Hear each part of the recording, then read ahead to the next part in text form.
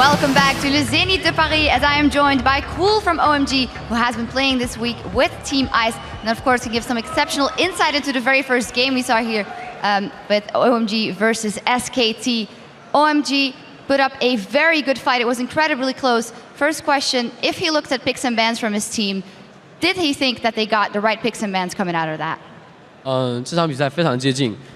就从班选来看的话，你觉得这场的双方的阵容怎么样？我觉得两边OMG 和 SKT 应该都是做好了很好的准备，因为看他们的 BP， 他们办掉了 OMG 擅长的努鲁那一套体系嘛，然后还有灵药就是辅助锤石特别就是表现特别亮眼，然后在队伍里面作用很大的锤石，还有一个就是办掉了我忘了，反正说 SKT 的话，他们就是因为办掉了锤石和努努嘛，还有一个就是他们可能不是很了解 OMG 的一个点，就是说他把卡萨丁给办了。其实这个也是因为两边来说都是比较神秘的点，所以说我觉得两边的阵容的话，还是 SKT 可能优势会大一点。但是我觉得 OMG 发挥得很好，因为这场比赛下来，我觉得说他们的失误比对面少很多，我觉得看的也非常的精彩。So he thinks that both of the teams are well prepared. According to like SKT's bans, they banned mid, they banned Nunu, and they especially banned Thresh, which is very powerful in Allen's hand. So then both of the teams fought pretty well, and he thinks that OMG had less mistakes, and he thinks that both teams did a very good job. Yeah, it was indeed a very, very close game. An extended Baron dance there, then the Jax getting killed, and they took an inhibitor and not Baron. What is, in his opinion, the thing that they could have done differently that would have won them the game? 这场比赛中有很多关键的点。所有的这些关键的精彩的时刻中，你觉得哪一个点，如果 OMG 做得更好的话，这场比赛就可以赢呢？首先我说 SKT 有2个点让我比较印象深刻，就是说他发条就是被老鼠单秒的那个点非常关键，为 OMG 扭转了很多局势。然后还有一次是我觉得 SKT 有 Faker 的一个有2个致命的失误，就是说在大龙那边抓人的时候没有果断的把大开出来，他省了一个，然后那个机会被 OMG 抓住了，所以说2场比赛来说，这场比赛来说两边的话，我觉得SKT 还是比较失误比较多吧。He thinks that one of the Baron fights when Faker made 2 mistakes. He forgot to use his flash, he forgot to burn his ultimate, so that OMG had a really good chance to capitalize on that. Because SKT made more mistakes, so he thinks if OMG can take every chance that SKT did not do very well, they could win. Well, a central element in that is, of course, again, the match of Xiyang versus Faker in that mid lane, also our featured matchup.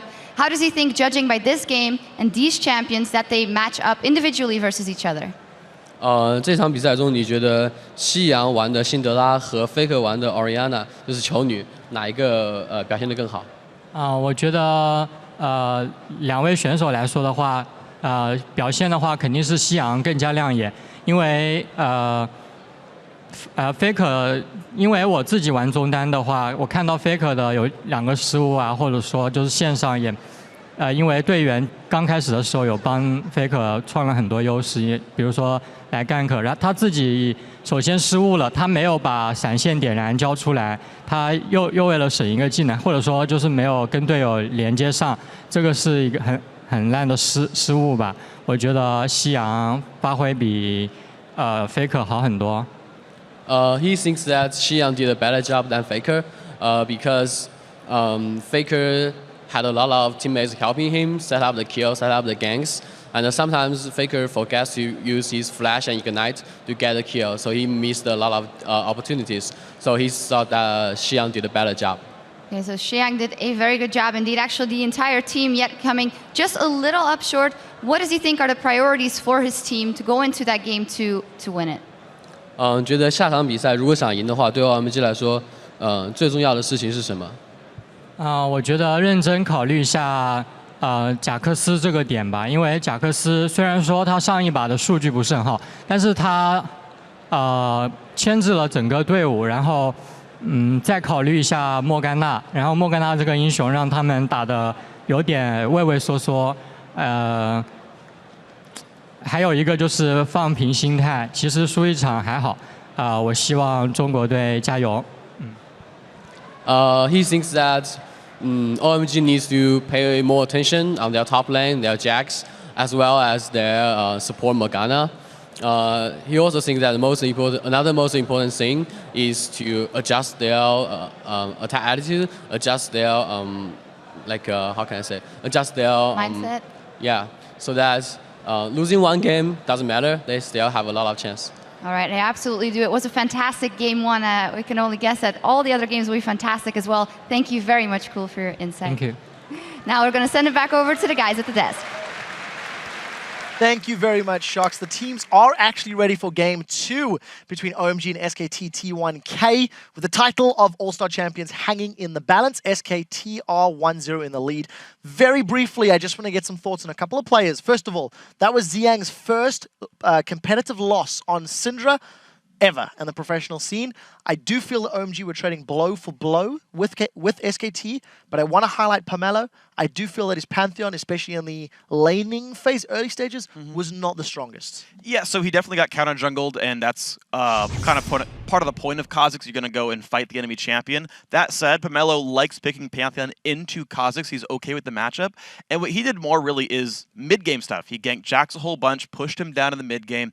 And the one thing I will point out as well is he pre-plans his engages. Every time a fight's about to start, he'll start channeling the ulti, see if the engage is there, and then cancel or follow through depending what happens. So he's right there with his team. I think it'll go better next game. And of course, didn't get his hands on Nunu either. It was banned out. On the other side of the coin, SKT, they didn't necessarily get absolute control early on. You do feel they garnered themselves a lead, which was great. And Bengi on Kha'Zix. Monty, you know, I've been asking you questions all weekend, and we've really been talking him up. So for a little bit of a different angle, what was your take on Bengi in this particular match to Fisher? Well, I'm going to join in with what Freak just said here. I mean, Bengi focused more on trying to counter jungle and shut down Pantheon early game here. Also because he knows when there's so limited time for a laning phase, when there's so many lane swaps, so many rotations going on, he won't be able to just set up a standard gank, so he focused more on counter jungling, on trying to find the right fights here. Going into the mid late game though, Pomelo managed to actually avoid him pretty well when it came to ganking the Jax late game, where Bengi of course had to stay with his team because he doesn't have the same mobility or global abilities like Pantheon. All right. Well, as I said, guys, the two teams are actually ready in the lobby. So we're going to throw this one over to the caster desk. We're going to take us away, and let's see who comes out on top.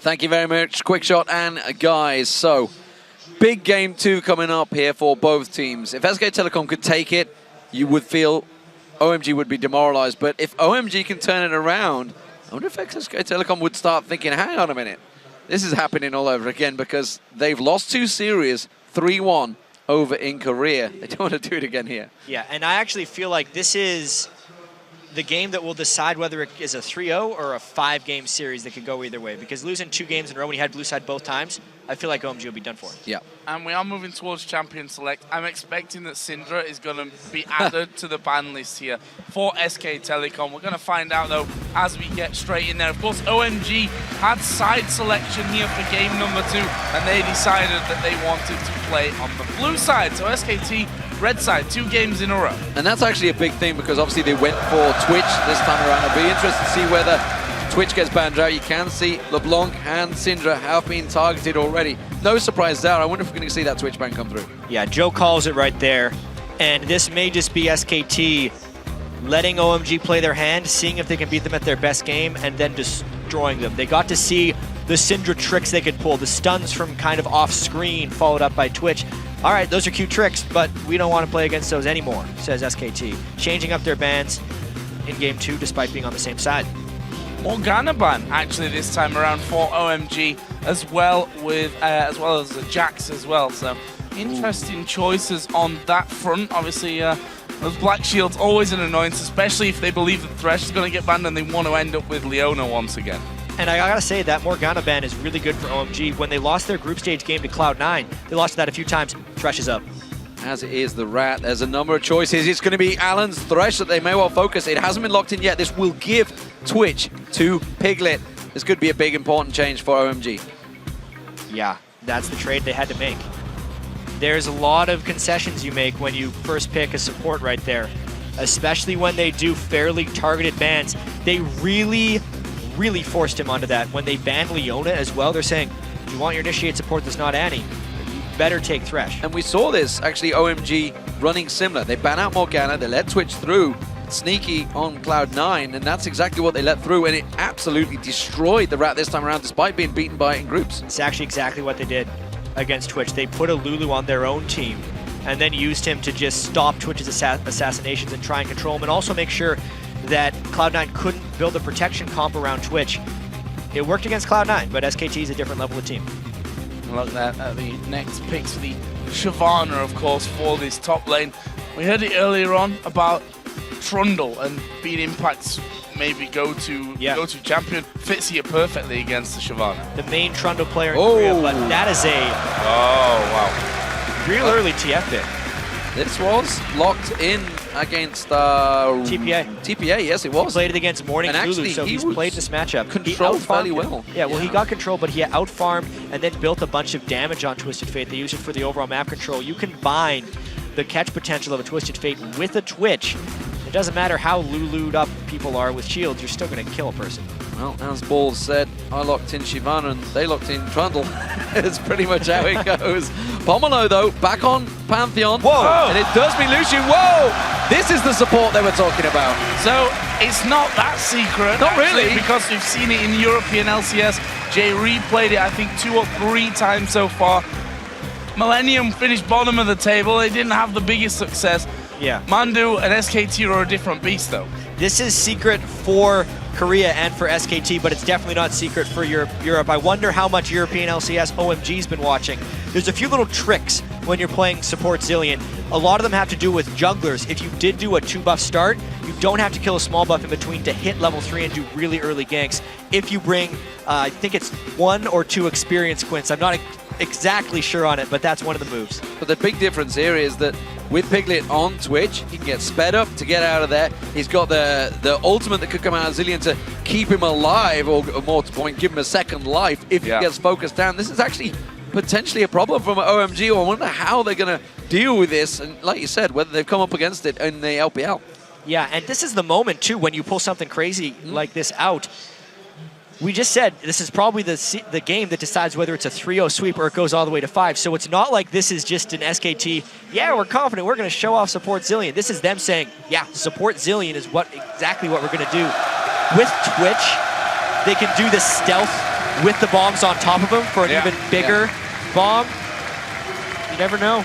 We'll see how it works out as the champions stride onto the Rift. We will still want to know what your predictions are over on Twitter. OMG win or SKT win with the hashtag to @LOL Esports. It's a big game. Everybody saw the last match. This could go either way, and it's a very close one. Game 2 getting underway here at the All-Star in Paris. It's the matchup we all wanted to see, honestly, if we're all honest with ourselves coming into this one. Everybody would love to have seen a European or an American team here in the finals, but OMG SKT, I think, is the best finals everyone could have hoped for. It's definitely the match that was expected to be seen as well. Both these teams coming in huge favorites for this event, and they definitely delivered in Game 1. Twisted Fate for Faker, second time that we're seeing it here. Second time against the Lulu as well, running the Ghost and Flash as we've seen from them before in the past. So, what we're going to see is OMG that are making the first real moves of this one. We saw it in the last game where they kind of traded positions, but look at this mass recall coming out for the Chinese side. Yeah, they just ran in to get that deep ward. Level 1 jungle control. In a best of 5 like this, they have to change up their level 1 strategy every single game to avoid becoming predictable. So quite clever, because if they were spotted going in there, which I believe they were, SK Telecom now thinking, okay, they're going for the red buff. Should we try and counter it? Should we try and be defensive? They've got no vision. Yep. And of course, you can see OMG, they're now en masse, going down towards the blue buff. Or no, they actually think they're countering the red, and well, SKT are not there. This could very well lead to a collision of some kind early on in the game. Whenever you have a team actually fooled at where you are, you potentially get people running into each other, but because they are on opposite sides, no fights today. No, definitely not. SKT headed to check out there in case someone does come around, and the only real person that could do that is Shi-Young, but honestly, is he going to go blindsided into a bush? Wow. No, he's not going to. SKT here just sit around. They're going to go to the blue, see that there's nothing actually there. There's nobody actually there, and they'll be able to take this blue for free. And there's a couple things we have to track to see how the adaptations have been made from game 1. There was extremely early ganks onto Shi-Young in that 1v1, because as Shi-Young goes, OMG goes. If he gets shut down, they lose games straight outright. And also, Pomelo fell very far behind in the early game. He's going to have to do more to help them not fall behind here, because Twisted Fate will snowball the game very easily, and the experience differential is going to be much greater this game if they do fall behind because of that Zillion passive. So SKT around, they've taken away the enemy blue buff, they're taking away their red buff. As of yet, SKT's blue buff hasn't been touched, but you can see Pomelo is now there and will be taking that one away. So we'll see whether this results in one of those 4-0 splits or whether they try something different. As of yet, looking like it may well do. Gone here, and they're going to surely go down onto that tower where the AD carry and support are already pushing. If we look from SKT's side of the map, on the top lane, the duo lane there, they are not pushing as heavy as what we're seeing from OMG. And this has been the story of how these teams play the lane swap game. They don't do the fast push, they instead deny the top laner even more so, and make farming more of a priority for them. They try and starve farm more so than the regions we're familiar with. Faker just warded out the blue buff there, so they're aware of what's going on. You can see OMG using the buddy system, as I believe you've coined the term, whereas Bengi is actually going on his own, which means Impact will potentially fall behind while Gagarin has been gaining that extra experience. He's backed off, though. We're not going to see any 4-0 splits this time around. And it's so curious, Pomelo with the very early gank, maybe just has to burn flash, you'd think. Yeah, Ghost is dead. Yeah, Ghost to get out of this one, and actually turns around, puts a bit more damage back on towards Shi-Young. Bengi was also coming around there as well, so he was already relatively safe, but one of these summoner spells going down, as happened for Shi-Young, he doesn't have an ignite in case they need to finish anyone. One thing I noticed with Faker running once this Flash Ghost TF is he's much more free to use his summoner spells. He might actually flash for this aggressive move.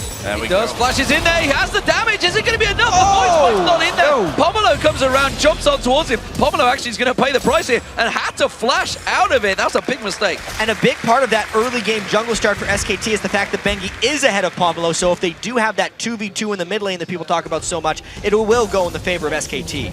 And there is the first story of the game actually going down in favor of OMG in the bottom lane. So we'll see. They are recalling right now. Surely going to be headed towards that top lane to bring it back to a 2v2. Meanwhile, Pomelo back towards mid. Of course, Shi-Young as well coming in with a second Doran's ring and boots of speed there. Just to touch on the AD carry. Son, he's got himself the Vamp Scepter as they are headed up towards that top lane. And there is the vote. It's still, as it was in game number 1, very heavily SKT favored at 84-16. Yeah, the fans sticking very much with the analyst desk on this one. It's still only Freak standing on his own, trying to desperately put those Twitter votes in. He's hitting all his followers and seeing what he can do. Pomelo, though, in this mid lane, is waiting to see if he could create something on Faker. No flash or ghost on either mid laners right now. So this is the opportunity, and you can see Bengi already moving back to lane as well. And part of OMG's strategy so much when they're successful is not only isolating Shi-Young into 1v1s, it's denying the other jungler experience. Hello. That just hasn't been possible against SKT. He's in trouble. Level 4 versus level no flash. He's got no flash. He's in trouble here. He's trying to use the stealth of the bushes, but he's not going to get it. Bengi's going to keep on following. Oh, that glitter lance. Oh, what a brilliant brilliant pillar from Impact, stopped him dead in his tracks, and that was an easy first blood once again for Bengi. Cuts him straight off, and that is just the beginning of OMG's problems. They are down in the gold, they are losing in experience, oftentimes because of TF and Zillion, but giving up first blood as well is trouble. Speaking of TF, level 6 has been hit now for him. Bengi having that advantage over Pomelo, and they are going to go maybe for a dive. He's only level 5, there's no wild growth. Faker picks up the kill. They're executing these moves smooth as butter. It's like the first game was a bit of a warm-up there for SKT. What a move right there, but Impact getting low. Impact almost going to go down from this one. Flashing from Go-Going, needs a couple more ticks of damage. Impact flashes away, but of course there's no tower in there behind him. The burnout going to come back on here. Impact running for his life, but Go-Going brings the first kill in here for OMG. How smooth was that play right there, because he destroyed him in a 1v1. That's exactly what Go-Going needs to do in this situation. Finally, a top laner's not going to get denied against SKT. That was butter-like, that's what that was. Right, though, we could see the ward coverage from SK Telecom. And I just spotted out there, Pengi, he actually went down towards that bottom and put the ward very early. Oh, Young's in trouble once again, locked up by the stun guard. Taste of fear is enough from Bengi. There should be another wild card to come through, but have they gone too far? Bengi takes 2 tower hits. They don't get the kill this time, but it's only a matter of time, I feel. There's a big differential building between Faker and Young now. Yeah.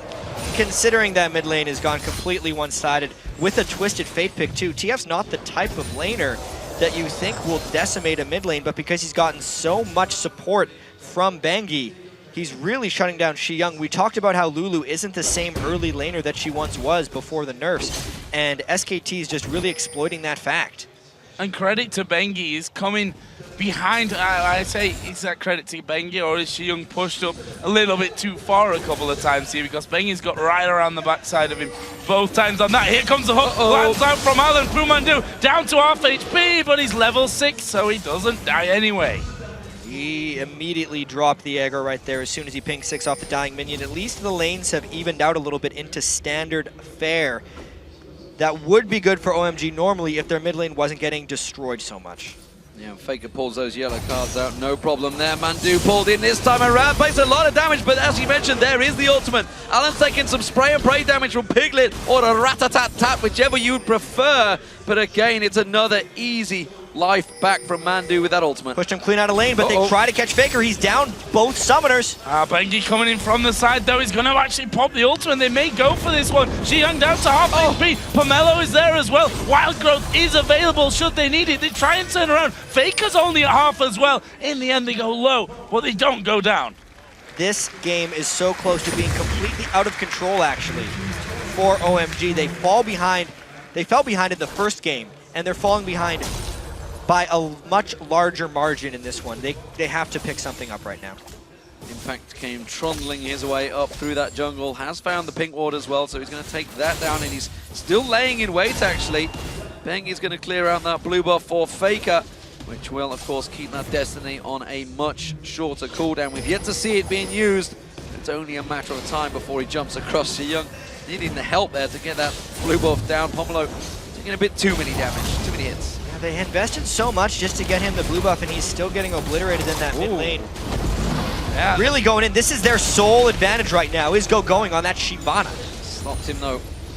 Dead in his tracks. Impact not backing away. Faker's coming in support. Destiny comes down. Here they go. This is why yellow card pulled out. Going now in trouble. That ultimate is about to run out. He's got no support coming. And that is a clean kill for Faker. And just like SKT knows that Go-Going is ahead, they immediately go to punish, and it is Faker that has won that mid lane matchup, and they have taken away OMG's strategy. And you mentioned earlier that he's not scared to burn his summoner spells here. We saw the Ghost in the mid lane before as they were trying to kill off Young. Funnily enough, he's had this cycle where when one's been down, he's basically been almost off cooldown as he uses the other one. So he's always got either Ghost or that flash to actually get himself maybe out of trouble, or as is more the case, has been the case, he had to chase someone down for the kill. And it's how he played TF against Morning as well at the start of the group stage. I really like it because it's allowing him to make more plays.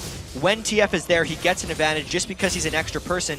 And especially in this series where we knew there was going to be more mid lane ganks and more action, he needs that added escape spell just to make sure he keeps himself safe. It's working brilliantly. Well, Go-Going tries to get the ward out there, but he can see he's now got Piglet in his lane just off at the side. Pumandu, oh, Bengi coming down. It's going to be the Dragon. Started off, and Bengi, he's on point with those Void Spikes, actually. He caught both members of OMG in that last fight, then happened with the Void Spikes to slow them down, and Xiong is pretty helpless right now. 30 CS already behind, 2 kills behind as well. Is a big differential right now in OMG and SKT. And as far as control of first Dragon, OMG seems to never have any. They have their AD carry up top right now against a top laner who has teleport. SKT could have actually forced a Dragon right now, but OMG may be making a rotation down to this bottom Dragon to force a 5v5. It would be the moment where they try to control something because they know they're falling hopelessly far behind in this game. Not even sure they can contest it, that's the problem. Yep. They're in a dangerous situation. It would have to be a very well played and executed maneuver to try and turn it around. With the duo lane down the bottom here, you can see that Sun and Alanana rotating down to join going. We have got level 6 on Pomelo, so we will start seeing some of those man drops being happening. Cancelled. Well, maybe cancelled as well, that's true. But they need to be careful still, Piglet and Pumandu. They are still very fragile, that pair. Faker pushing heavy again on this middle. That's going to be right up on the turret. They ping there the position of Lulu, and we can see that 2 of them, the bottom lane, moving into that lane. And look at that Piglet. Going to stealth himself up. There's the Destiny. There's the bomb on his head as well. Here comes a stun. It's actually a hook towards Faker. That was a great little turnaround from OMG. That's exactly how you play Thresh against TF. You run farther behind your AD carry, and then you prep the hook for when he comes in. Maybe an ultimate top. He's coming in. He's going for Impact. He's going to land on towards him. The stun comes down. Impact's already been in trouble once against Going, but it's a great flash. Dragon Descent will follow through. There's no support, remember. Destiny was already used. Going tries to turn the corner. The Pillar of Phil will be back up. Pillar of Ice, sorry. Impact gets scored out. That's a good flash and stun from Pomelo. And they get themselves a kill back on the board, but they lost the bottom turret nonetheless. Exactly. The stack that was in the bottom lane from SKT remained after they made that play top lane. It's a kill for an objective. SKT takes the objective. That's more important right now. And now they say, okay. There's a spot to chant again as SKT already well underway with the Dragon. Half HP on that one. More damage coming in from Faker from the side. This is not an option for OMG. Too slow to react and get over to that one. And that is another bit of gold. 4,000 is the difference. Impact comes back into lane. He's like, I got a Blade of the Ruined King now, mate. I'm going to kill you. Going has to walk off. He's going to have to get going is what he's doing. I'm not sure if Koreans say mate that often. I don't think they say mate too often either. Northern America, actually, strangely enough. It's just us in Europe. Nevertheless, you know, Pomelo, obviously, while he helped create that kill in that top lane, you've got to feel with that excellent death sentence Alan landed and Son, they put so much damage back down on Piglet. If he'd have been down in that bottom half of the jungle, he may have been able to create a bigger play down there. You could absolutely think that because it's true. The one thing with SKT as well is Pumandu is exceedingly squishy on Zilean right now. He built the tier of the Goddess. It's just because SKT has so much overall map pressure, he has gone completely unpunished. It was just that one time he had to burn his ultimate in order for them to get a turret, basically, in the top lane. The support pick is working out quite well, and here comes the Piglet. This is a surprise. Coming in, Piglet's there, we saw it last game. This time around, it's Xiong on the opposite end. He flashes through, there's the kill. Rat-a-tat-tat all over Xiong. Twitch is king right now, it seems, in these games. He always finds a way to make that play in the mid lane. Bengi also trying to make a play with the help of some vision. Yeah, I think he's going here. He's going to get stunned out. There it is. He gets the Dragon Descent. Oh, he pounced away, but the bomb's on him. He's going to hit both him and Pomelo, and that's going to be a double kill for Faker. Uh-oh. That is bad news for OMG right now. This is SKT with a 6,000 gold lead at 15 minutes.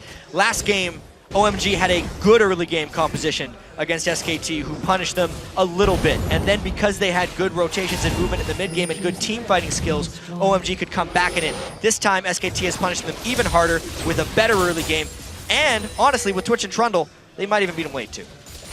Very, very difficult comeback. And look at this, Impact up at the top. Oh, you want to teleport? Bam, your turret's gone. And now Impact going to try and run away from Pomelo. He's put down the Pillar of Ice there. Bengi waiting across the side, but he's not very healthy. He's got the Blade of the Ruined King already used. He's used his ultimate here. He's got no flash. Bengi actually showing himself, which A little bit dangerous. Oh, you here may comes the think support. about. Yeah, the rest of the team, that's the difference. Coming around the side, couldn't quite get there though.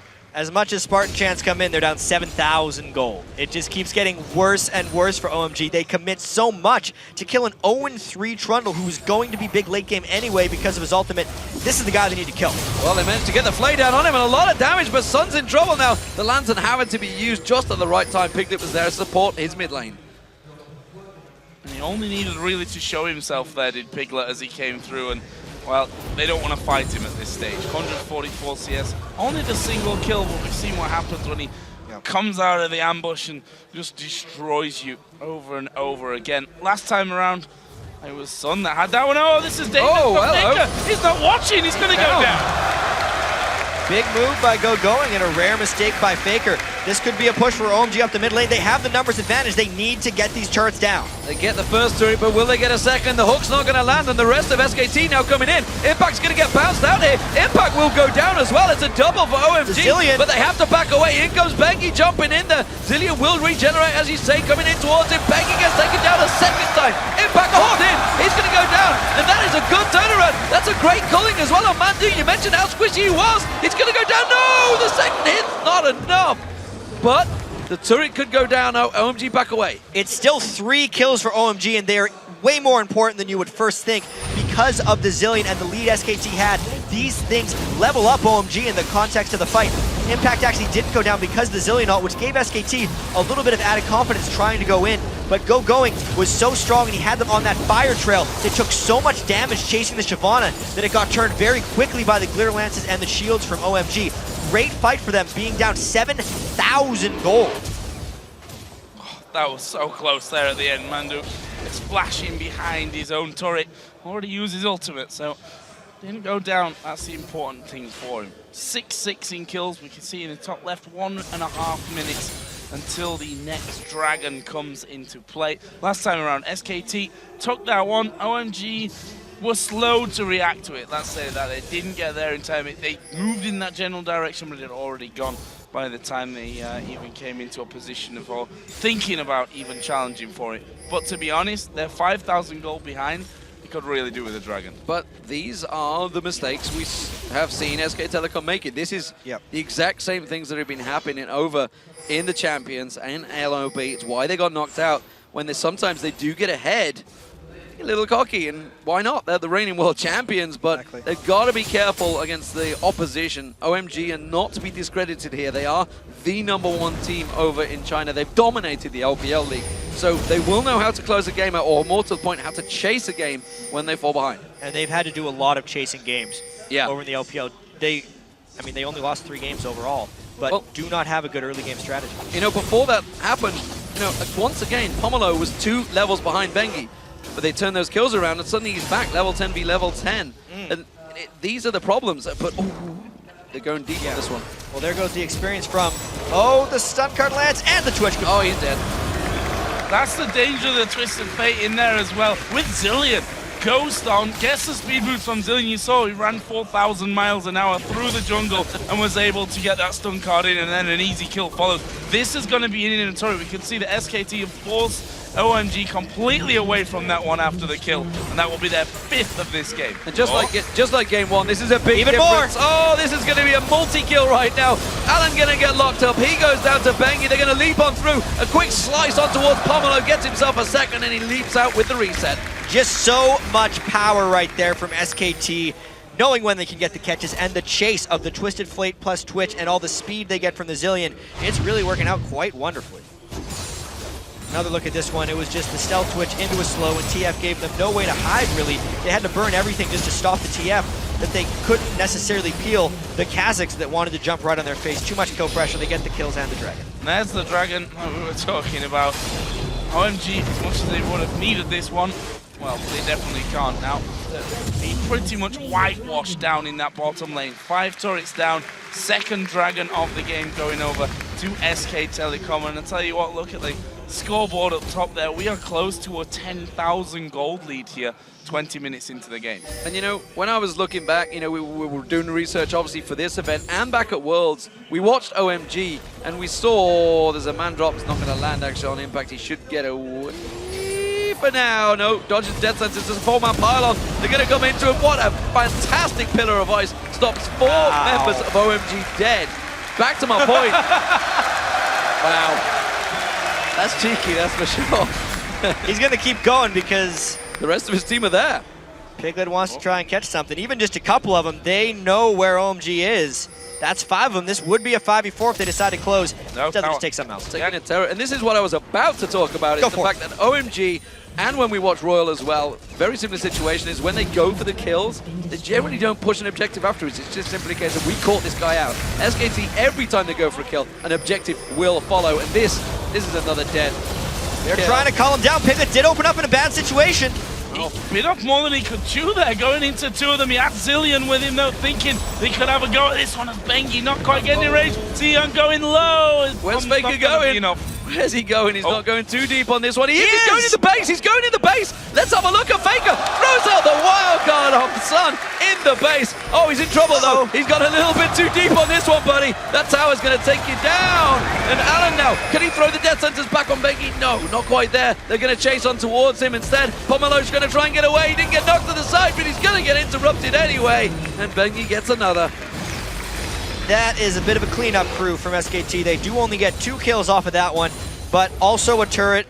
And I feel like the death was Faker's own fault. For that. He didn't need to go that deep into the face. Nice play by Allen to stop him down, but it is now 10,000 gold at 22 minutes. Nearly insurmountable, I'd have to say. We see a little bit of that air of, a little bit of cockiness. Arrogance. Here from SKT. The fact that, you know, Piglet's diving in there 1 versus 2, although he had Zillion coming in as well, which you can argue may have been pulling off with Impact surviving a 1v4 and then having a bit of a dance under the tower. Faker going right inside the base. Well, listen, though, mentally, that's how you demoralize a team if you're trying to close them out quickly. We have seen, especially in Korea, a lot of teams, KT Bolts come to mind, they go up 2-0 in a series, drop the next 3. That absolutely does happen. And if you can get inside the minds of the enemy, like after SKT beat Fnatic in Game 1, they were in their heads. They're going to try and get in OMG's heads here. Bullets did it against SKT, if you remember. Back, which is what got SK Telecom at the World Finals in the first place. Bengi caught out, but he gained the revive on him. He's going to come back to life. I'm not sure if SK Telecom can corral around him in time. He bounces away. He gets caught out, though. That should be a kill. It is Sun that gets it. Now they're on towards Faker. Chasing him down. Pulls out. No, not the stun card. Piglet wants to open. This time around. And you can see Piglet comes around. Rat-a-tat-tat's not going to be enough to save you against 5 members. Bounced in the air by the Wild Ghost, but he's still alive. Hanging on. The life steal's going to take him down. Gets himself a double. Faker's down, comes back around on towards him. Going gets locked up. It's another kill. Faker on towards Sun. Red card pulled out. Gets onto Allen. He's going for another. Can he get the triple? Oh, the red not enough. He thought he stole it. And it's going to be a club from Impact. It's Pumandu's bomb that finishes him and gets the ace for SK Telecom T1K. He pulled out the support. He also gets the kill. It's a delayed ace. It was a desperation fight by OMG. And SKT is rolling down the mid lane. There is that 10,000 more. It's a 30,000 gold lead by now. Going straight in on towards the inhibitor turret. Not going to last long whatsoever. 10 seconds until the last person spawns in. So SKT want to be a little bit wary about this one. Are they just going to turn and go straight towards Baron? They very well could. They're a little bit low on mana, and they're not the type of team to let the game go at Baron. But honestly, with a 14,000 gold lead, 24 minutes in, I wonder if a Baron plus ace would even turn it at this point. Well, they're trying to chase down Faker. They're not going to go for it. They are going for it. The They're going for teleport's Faker. coming in. Going wants Faker. Everybody wants a kill on Faker. We saw Paul's saying it was worth when he got that kill on Faker. The stun card comes in, though. Coming around the side is going to be Shi Young. He absolutely wants the kill on Faker. Flashes for it. Worth. Question now is, with Bengi kind of being in the base, do they try a desperation 5v4 Baron? There's a Twitch that would open up and probably get a pentakill if he actually does it at the right point, but it is honestly worth the try. They know where Twitch is coming from, though. Yeah, that Baron's going down real fast. It could actually be a smite war. SKT would almost want to go in immediately because This Baron's going down faster and faster. Bengi from the side. Alan got the bomb on his head. That Baron is so very low. Bengi closing in. There's a lot of damage coming. Piglet is there. It goes to OMG. Is that going to be bad for SKT? They've still got a lot of damage coming out of Piglet. There's 2 juicy targets for him in there. There's the jump over the wall. Good playback from Alan, but not sure he'll get him away from the bug, who lands a slow and finishes off the kill. Meanwhile, San here being chased down. Impact coming from the side. One chunk should surely do it. Get slowed down. Oh, nice shot. Cheeky from San. This is going to be a kill for Impact. And, well, the man drop was cancelled there by Pomelo. Kind of cleaned up. They did get the Baron, though, which is a... They had to try. Yeah. That is the only thing. When you're down 15,000 gold 25 minutes into the game, and a Baron opens up because you kill the person, great call by OMG, but of course, SKT is a good team. They chased after him. They got to open up on 5 with the rat-a-tat-tat. Everyone scattered, and it was just a matter of how many could SKT chase down. Turns out 4 out of 5. Yeah, very good fight. SK Telecom once again coming out on top. 20 kills to 11, only 26 minutes into this game. And as you mentioned, gigantic gold lead. 7-2 in turrets with that inhibitor down. This is only surely going one way. SK Telecom could try and demoralize OMG here. OMG clearly grasping at straws. They may have to try and take this time now to actually discuss what the hell they're going to do next, because this is not how Game 1 went. Game 1 was very close. This one has not even been remotely close at any point, if I'm honest.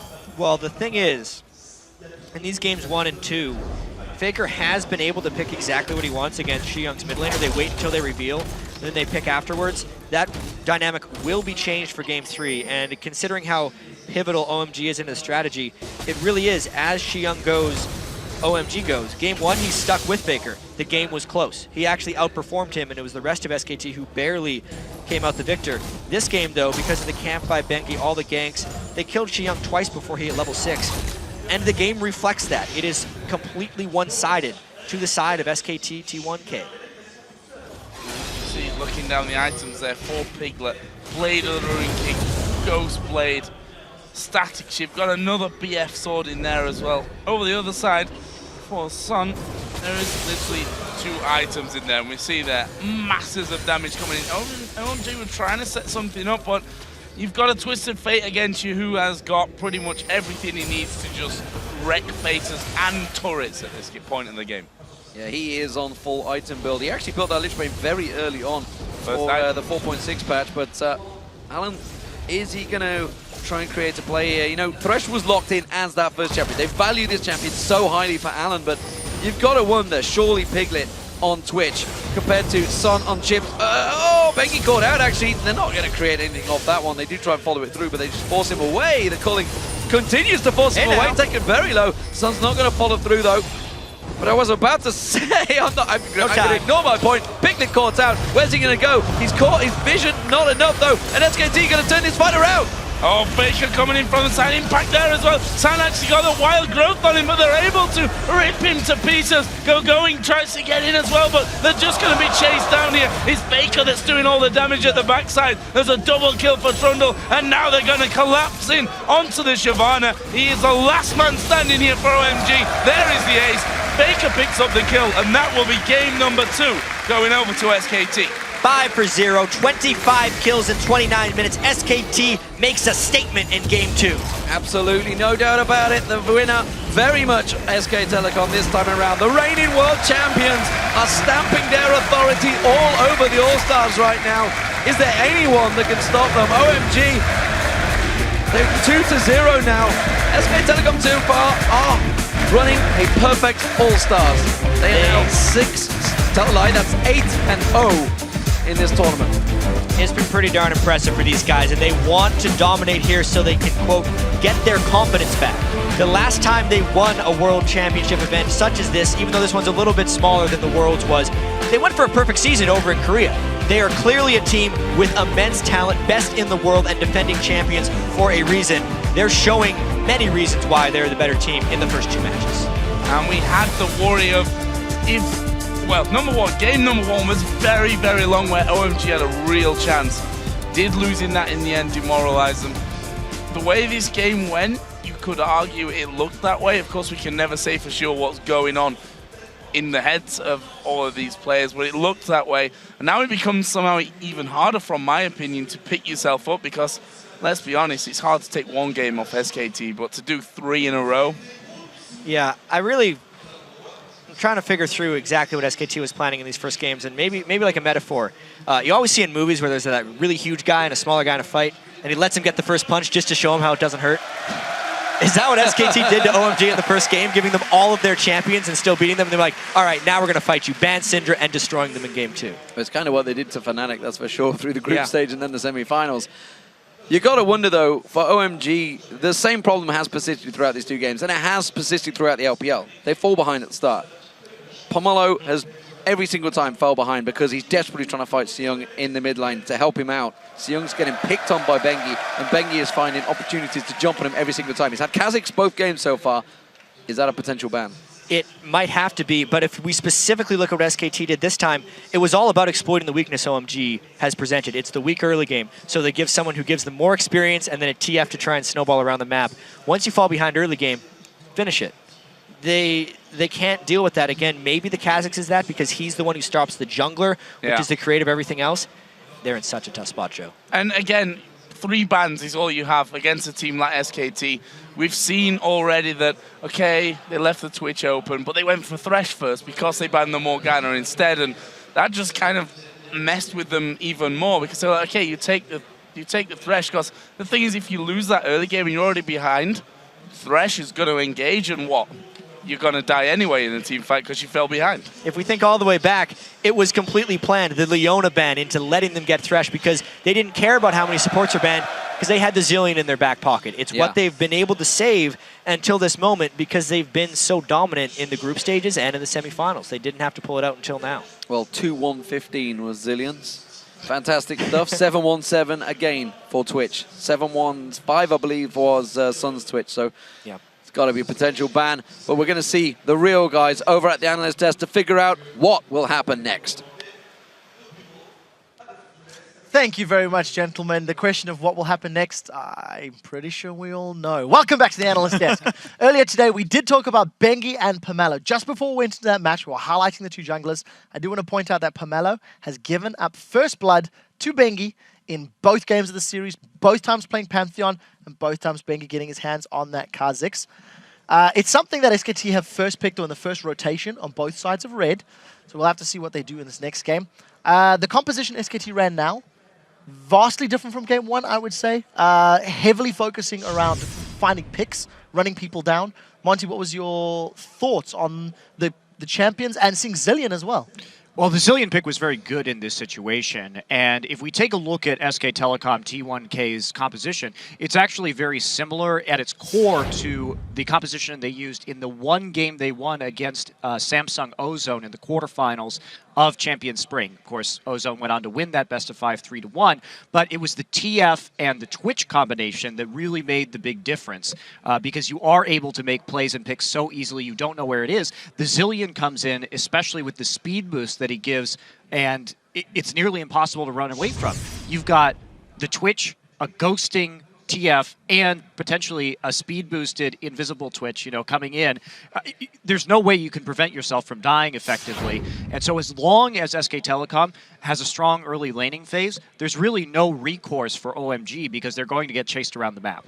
And we really saw the difference, from teams here. Also, last game, SKT had the late game comp. They took it easy early game. OMG was in the game, actually got a lot of kills. This time around, when there was a strong early game comp here and strong pick comp from SKT, OMG had absolutely no chance. And that's what we saw. And to be fair, if SKT can just pick the same thing again here, obviously now they're on blue side, so they can't do the same thing where they give you one of the strong picks and take 2 of them. So possibly banning away the Kha'Zix or Twitch, but we'll see. It almost felt like SKT was a little less serious here. I mean, if you have a Zillion support and he's allowed to go Spell Thieves into tier, first 2 items, and then survive. And while I agree with what the Zillion offered, but then in my mind, Karma does exactly the same and is way more conventional and offers even better poke early. So I think it doesn't matter what Pumandu would have picked. The cornerstones of those composition really was like the TF Twitch, and then just the way they played it out. They just played it smarter. And every game we've seen so far, OMG keeps tunnel visioning on these kills, but they don't calculate in what am I gonna do with this kill. Am I gonna get an objective off the back of that one? No, we're just gonna go keep killing, and then we'll look around. Can we get something? Yeah, there's a tower, but somebody's on bot lane, so let's go kill that guy instead. Thinking far enough ahead. Yeah, I want to actually respond to your point real quick, because it seems like the way that the Chinese teams are playing actually is they'll just get kills when there's kills to power up their individual members, because the objectives they play for are timed on the map. It's blue buffs and dragons. Okay, yes, they could get turrets, and I think that's actually correct that OMG could look for turrets more often, but the objective these guys go for is, well, we're timing our cooldowns based off of dragon respawn or blue buff respawn, and that's the objective gameplay they go for. And then you were talking about the comps playing out properly, and there was so much focus placed on the mid lane and getting Faker ahead that, like, yeah, TF gets to go roam for free, right? They already bolster the source of the global, and Faker can do everything he wants.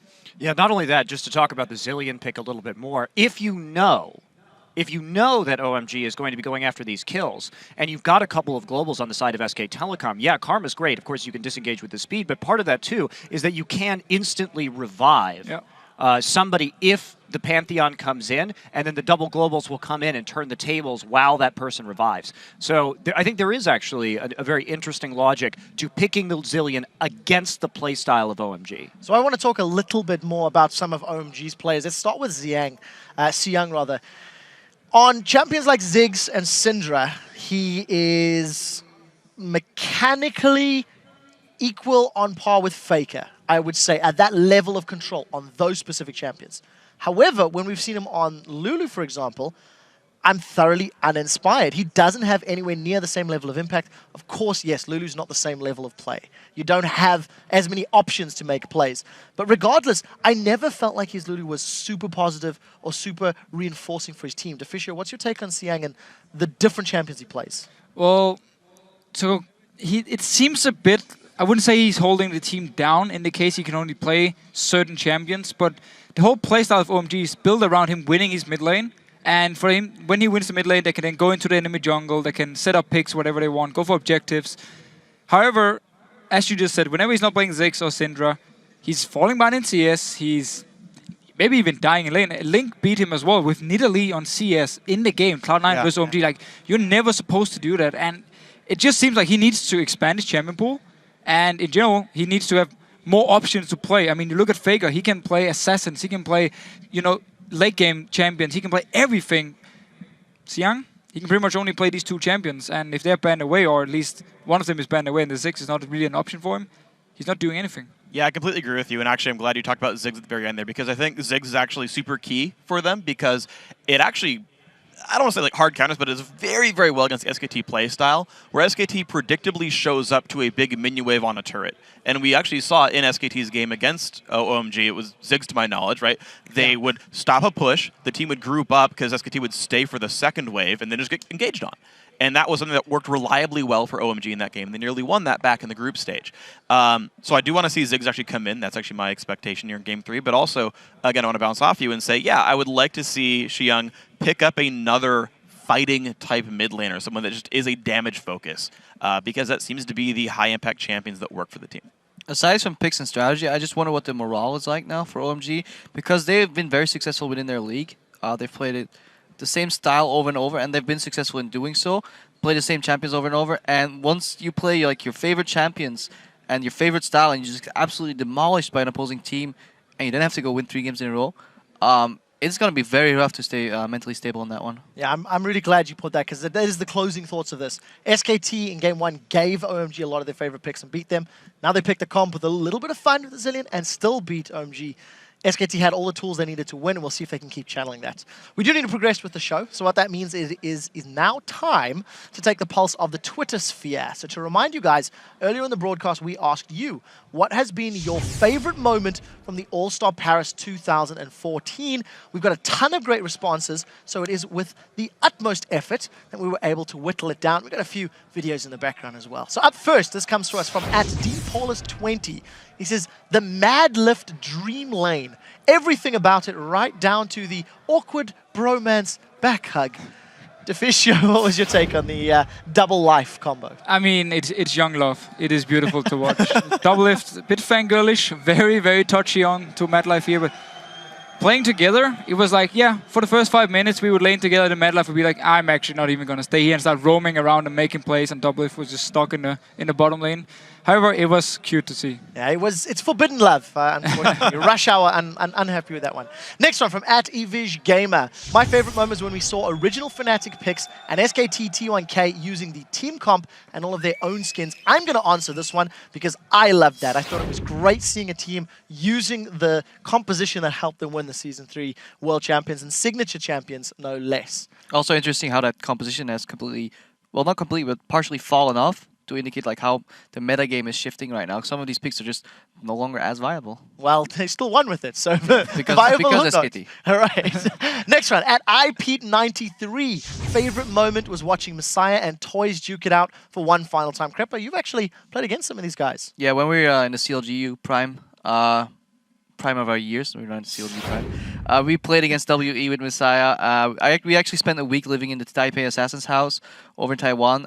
We lived there like with all the members, including Toys. So that was a really fun experience to see both these like familiar faces back. And I really like that their respective teams, Fire and Ice, allowed them to go mid lane one more time for themselves and for the fans. It was a nice gesture, and I think everybody really enjoyed that match. I completely agree.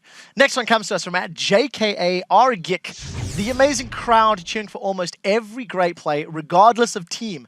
Every tournament needs guys like these because what is your profession? I love the screams, guys. Yeah, I gotta say, I'm completely in love with this crowd. I wish I could get out there and interact with all you guys because it's super wonderful. So, unfortunately, all I can say is je vous aime, but keep being wonderful, guys. I agree, I guess.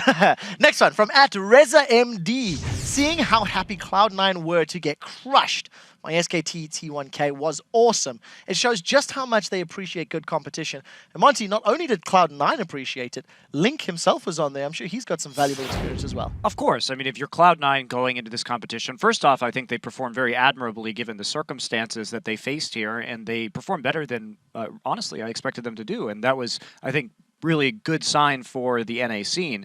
But if you're Cloud9, if you've been so dominant in North America, how do you get to that next level? How do you reach the next, growth in your team's strategy and your team's play? And the only way to do that is to play against teams that are better than you. And so I think for a lot of the members of Cloud9, this was great because you can learn so much from not only the games that we saw on stage, but from all the scrims that happened as well, talking to the other players. They are coming back with a wealth of knowledge. Well, we'll see how they can implement that. I believe the final tweet comes to us from @Shronyboy. He says, seeing Froggen on Anivia once again and totally rocking the show brought back so many memories. I think it was awesome. It was great seeing Froggen. Went unkilled, got 20 stacks on that Soul Stealer. Anyways, guys, thank you so much for those responses. It is not too late to join the conversation. So send your thoughts to us @LOL Esports and use the hashtag All-Star. Coming up, we do have Game 3 of our All-Star Finals between SKT, T1K, and OMG, possibly the last game. But first, all week we've been asking you how you're watching All-Star Paris. And one of our first photos today comes from the champs at the University at Minnesota. Dolo, I think that's how to say it. Our next one is from a viewing party at Indiana Tech. Their motto, I believe, is live, learn, and gank. It's an awesome motto, guys. You can share how you're watching all of the action out of Paris by tweeting your pictures to us @LOL Esports. Use that hashtag All-Star. Stay right with us, guys. We'll be right back. In goes Peggy jumping in there. Zillion will regenerate, as you say, coming in towards him. Peggy gets taken down a second time. Impact the Horde in. He's going to go down. Just like game one, this is a big difference. Oh, this is going to be a multi-kill right now. Hanging on, the life steal going to take him down. Gets himself a double. Faker Stan comes back around on towards him. Going gets locked up. It's another kill. Faker on towards Sun. Red card pulled out. Gets onto Allen. He's going for another. Can he get the triple? Oh, the red not enough. He thought he stole it. And it's going to be a clock for Impact. Rip him to pieces. Going tries to get in as well, but they're just going to be chased down here. It's Faker that's doing all the damage at the backside. There's a double kill for Trundle, and now they're going to collapse in onto the Shyvana. He is the last man standing here for OMG. There is the ace.